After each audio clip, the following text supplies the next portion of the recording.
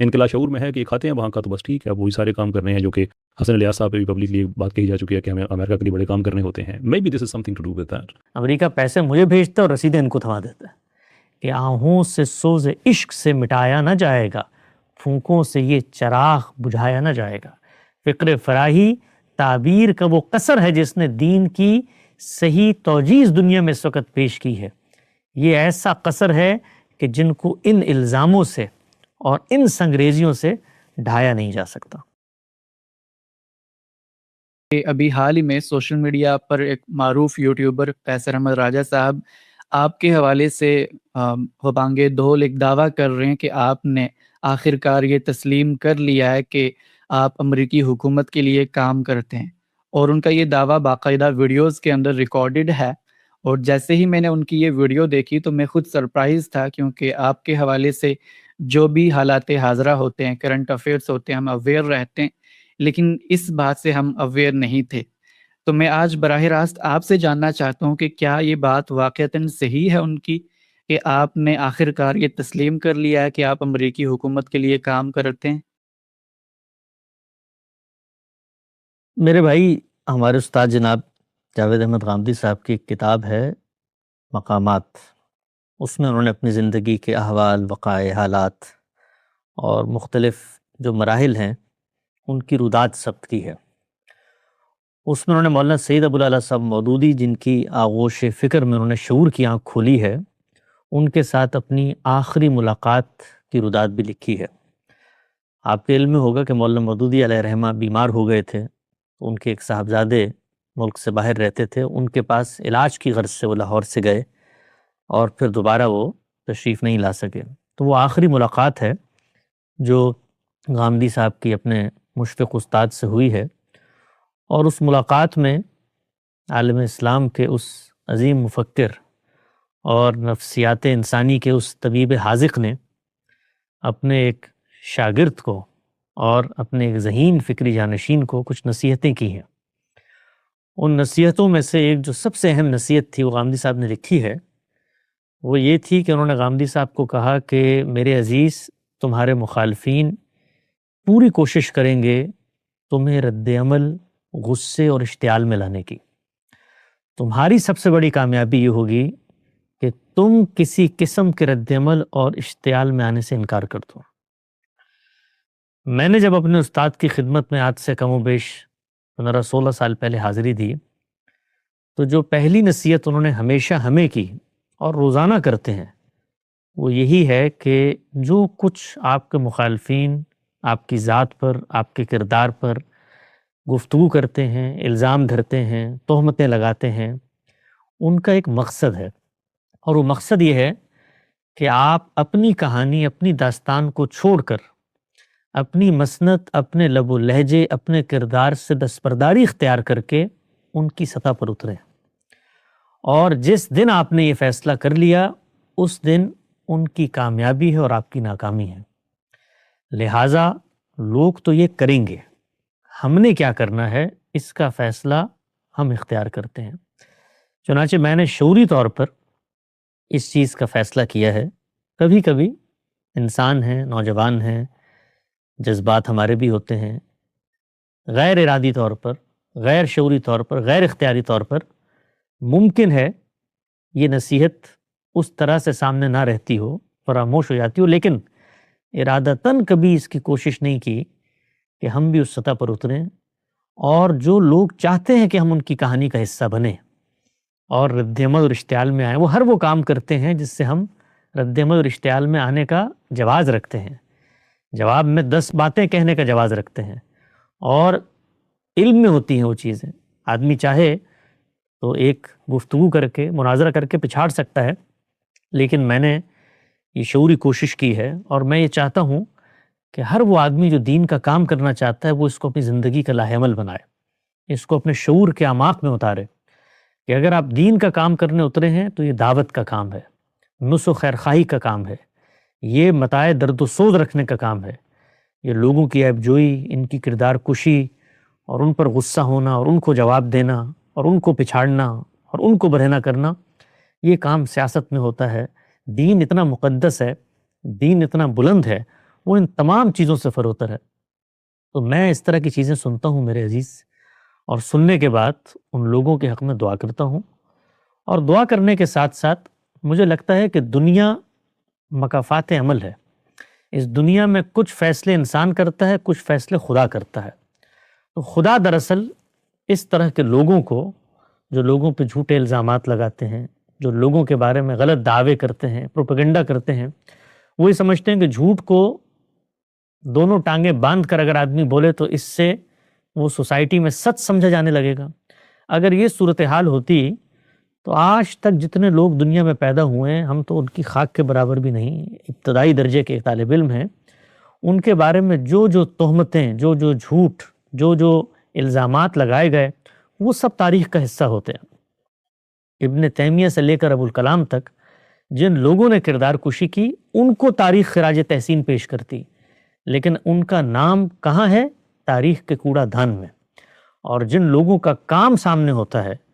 ان کے کام کی آواز اتنی بلندی سے لوگوں کے اعماق میں اترتی ہے کہ پھر کہنے والوں کے پاس کوئی چیز کہنے کے علاوہ نہیں ہوتی سوائے ان الزامات کے۔ سیدھی سی بات ہے، ایک منہاج ہے، ایک نقطہ نظر ہے، ایک تعبیر ہے دین کی جو پیش کی گئی ہے، اس تعبیر کو ہم بیان کرتے ہیں۔ کسی شخص کو اختلاف ہے تو وہ اپنا اختلاف سامنے رکھ دے۔ آپ اس چیز کو لٹمس ٹیسٹ بنا لیں زندگی میں، کہ جب کبھی آپ کسی کی زبان سے کسی فکری بیانیے کے جواب میں شخصی کردار کشی سمجھیں تو اس کا مطلب یہ ہے کہ فکر کے میدان میں وہ شکست کھا چکا ہے۔ آپ دیکھیے، پیغمبر سے لے کر ہم لوگ پیغمبر کے ماننے والے ہیں، پیغمبر کے احوال کی جب مثال دی جاتی ہے تو نعوذ باللہ من ذالک انسانوں کو پیغمبر کی جگہ پہ کھڑے کر کے نہیں دی جاتی۔ بتانا یہ مقصود ہوتا ہے کہ انسانوں کی نفسیات کس کنسسٹنسی سے عمل درآمد کرتی ہے، کہ وہاں پر بھی کیا ہوتا ہے کہ وہاں پر تو بے خطا شخص کھڑا ہوتا ہے، یہاں تو ہم خطاگار، گناہگار، عاصی، ہم لوگ وہ کہ جن سے ہر لمحہ غلطیاں، لغزشیں، کوتاہیاں ہوتی ہیں، وہ شخصیت تک کھڑی ہوتی ہے۔ تو جواب میں قرآن کہتا ہے اثرات من العلم لے کر آؤ، کوئی فکر کی بات کرو، کوئی جاؤ اپنے صاحبان علم سے پوچھو، فاسألوا اہل الذکر ان کنتم لا تعلمون، پوچھ کے آ جاؤ۔ لیکن وہ جواب میں کیا کہتے ہیں؟ شاعر ہے، کاہن ہے، اور یہ تو اپنے سیاسی مقاصد کو پورا کرنے کے لیے آیا ہے۔ تو اس طرح کے جو الزامات ہوتے ہیں، ان الزامات پر کبھی کوئی قانونی سطح پر سوال پیدا ہو تو آدمی وضاحت بھی دے دیتا ہے، یعنی اس میں کوئی حرج نہیں ہے۔ کوئی شخص اگر پوچھے کہ مثال کے طور پر آپ لوگ یا آپ کا ادارہ یا آپ کی یہ پوری فکر اور تحریک کیا کسی حکومت کی ایما پر چلتی ہے، تو اس کا قانونی جواب ہے کہ نہیں، ایسا ہرگز نہیں ہے، اور ہم اس بات کو حکمت عملی کے لحاظ سے درست نہیں سمجھتے۔ کچھ عرصہ پہلے میڈیا کی سطح پر یہ آبرو باختگی لوگوں نے پھیلانے کی کوشش کی، تو ہمارے ایک ادارے نے اس کی وضاحت بھی پیش کر دی کہ جب سے یہ ادارے بنے ہیں 1984 سے لے کر آج 2026 ہو گیا ہے، کم و بیش 40-50 سال ہو گئے ہیں، کوئی ایک پائی، کوئی ایک پینی، کوئی ایک ٹکا پوری دنیا میں ریاستیں موجود ہیں، کسی ریاست سے، وہ امریکہ کیا، وہ برطانیہ کیا، وہ روس کیا، وہ کوئی مسلمان ریاست ہو، وہ سعودی عرب ہو، وہ پاکستان ہو، وہ اور کوئی مسلم ریاست ہو، وہ قطر ہو، ہماری تحریک، ہمارے مشن، ہمارے اداروں نے کبھی ایک پائی ان سے قبول کیا ہو تو ہم اس کا اقرار کریں گے۔ ہم کھڑے ہو کر یہ دعویٰ کرتے ہیں کہ ہم اس چیز کو درست نہیں سمجھتے حکمت عملی کے لحاظ سے۔ دینی لحاظ سے 10 سوالات پیدا ہو سکتے ہیں، دینی لحاظ سے آپ کو اگر عدم جواز پیش کرنا ہے تو آپ کو قرآن مجید اور سنت کی نص لے کر آنی پڑے گی، اور دینی لحاظ سے وہ لوگ پیش کریں جو ان طاقتوں کے ساتھ کبھی مدد اور استعانت لیے بغیر دین کا کام کر رہے ہوں۔ مثلا اگر ہمارے علماء کو یہ اعتراض ہے تو پھر ان کو سب سے پہلے یہ بتانا پڑے گا کہ 20 سال امریکہ بہادر کے ڈالر لے کر جو اللہ کی دین کی سربلندی اور نصرت اور غلبہ دین کے لیے انہوں نے جہاد کا فریضہ سر انجام دیا افغانستان میں، تو اس وقت یہ ڈالر اور یہ امریکہ اور یہ ریاست یہ سب ہنیم مریا تھے، اور اب مثال کے طور پہ لوگوں کو متوحش کر کے بتائیں کہ فلاں امریکہ سے پیسے لے رہا ہے، تو جنہوں نے لیے ہیں پہلے وہ وضاحتیں دیں، وہ یہ بتائیں کہ یہ جو لینے دینے کا کام ہوتا ہے یہ کوئی مقاصد دین میں شامل ہے، اور اس کی حکمت عملی اپنے لیے اور ہوتی ہے، دوسروں کے لیے اور ہوتی ہے، تو پہلے تو وہ اس کی وضاحت دیں، اور وہ جب وضاحت دیں تو لوگوں کو مطمئن کریں۔ ہم نے تو کسی چیز میں کوئی وضاحت دینی نہیں، ہم نے تو کسی چیز میں کوئی جواب دینا، یہ لوگوں کا کام ہے۔ ان البینۃ علی المدعی، جس پیغمبر کو، جس رسول کو ہم مانتے ہیں، کیا صرف اس کا نام مانتے ہیں یا اس کی باتوں کو بھی مانتے ہیں؟ تو وہ یہ کہتا ہے کہ جو الزام لگاتا ہے دلیل، ثبوت اور بینہ اس کے ذمہ ہے۔ تو میری نسبت سے آپ نے کہا کہ میں اعلانیہ یہ اقرار کیے بیٹھا ہوں، تو وہ اقرار کسی گوشہ خمول میں ہوا ہے، کسی کنویں اور زمین کی پاتال میں ہوا ہے۔ اعلان کا مطلب ہوتا ہے زبان زد عام، کہیں کال ہوگا، کہیں فعل ہوگا، کہیں اقرار ہوگا، وہ کہیں موجود ہوگا تو دنیا کے سامنے لے آئیں، بتائیے ہم نے اس طرح کا کب اقرار اور کب دعویٰ کیا۔ تو مجھے لگتا ہے کہ یہ دنیا مکافات عمل ہے، اس میں اللہ تعالیٰ اتمام حجت کرتے ہیں۔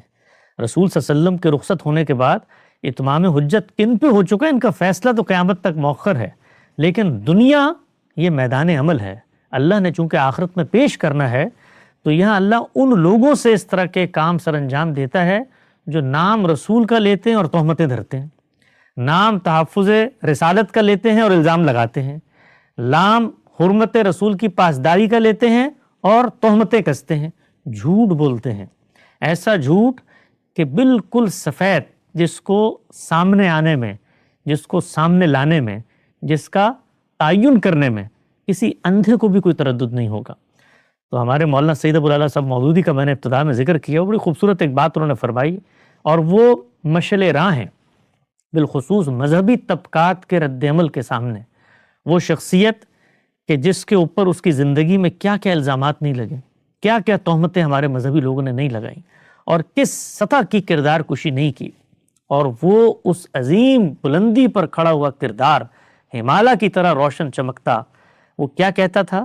کہ جب کسی نے کہا کہ جی مولانا یہ مولوی حضرات کہتے ہیں کہ آپ تو امریکہ سے پیسے لیتے ہیں اور امریکہ آپ کی تحریک کے پیچھے کھڑا ہے، تو آپ یہ دیکھیے نرمی، خیرخواہی اور ایک دائی کا مزاج کیا ہوتا ہے۔ جواب میں 10 باتیں کہہ سکتے تھے، کیا فرمایا انہوں نے کہا ہاں بھائی امریکہ پیسے مجھے بھیجتا ہے اور رسیدیں ان کو تھما دیتا ہے۔ یعنی یہ کام کہ بھائی کوئی تحریک، کوئی مشن امریکی مدد سے چلتا ہے تو اس کا دعوت تو روئے زمین پہ 2 ہی لوگ کر سکتے ہیں، یا امریکہ آگے بڑھ کے کہے کہ ہم یہ کام کر رہے ہیں، یا ہم آگے بڑھ کے کہیں ہاں ہم نے یہ امداد قبول کی ہے۔ تو دونوں جب انکار میں کھڑے ہوں تو تیسرا تو بیچ میں شیطان ہوتا ہے جو گمان پیدا کرتا ہے اور جو تخیل کی کار پردازی سے لوگوں پہ الزام دھرتا ہے۔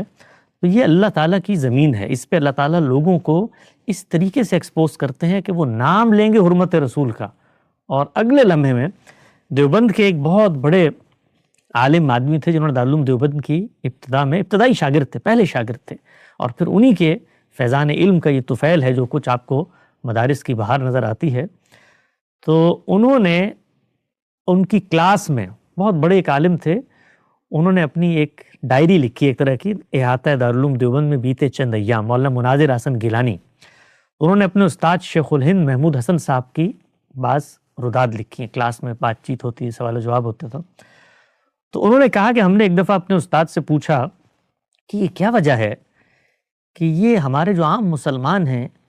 یہ جہاں پر تحفظ ناموس رسالت کی بات آتی ہے تو تن من دھن لٹانے کو اور مرنے مارنے کو اور کاٹنے کوٹنے کو نکل پڑتے ہیں، لیکن یہ لوگ جب کبھی رسول اللہ کی بات کی جاتی ہے، ان کو توجہ دلائی جاتی ہے کہ جھوٹ مت بولو، تہمتیں مت دھرو، نمازیں پڑھا کرو، یہ سب اس میں پیش نظر نہیں آتے۔ تو پوچھا ان سے، تو نفسیات انسانی کے اس طبیب حاذق نے اپنے شاگردوں کو جو تشخیص کر کے بتائی وہ اتنی بے مثل، اتنی غیر معمولی ہے، اور وہ ان تمام لوگوں کے لیے ایک تنبیہ ہے، ایک یاد دہانی ہے